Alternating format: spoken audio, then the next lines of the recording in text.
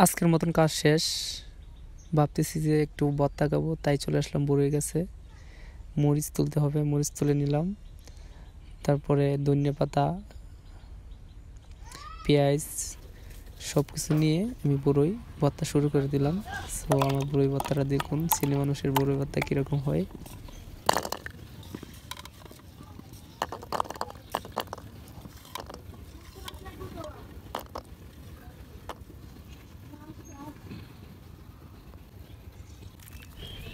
মনে হইতেছে বড়ই ভর্তাটা বেশি একটা টেস্টি হবে না, কারণ আমি বেশি একটা পারি না।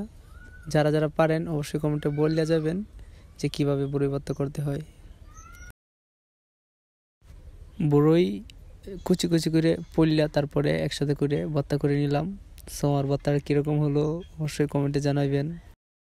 আর অবশ্যই আমার চ্যানেলটিকে সাবস্ক্রাইব করে পাশে দেখবেন।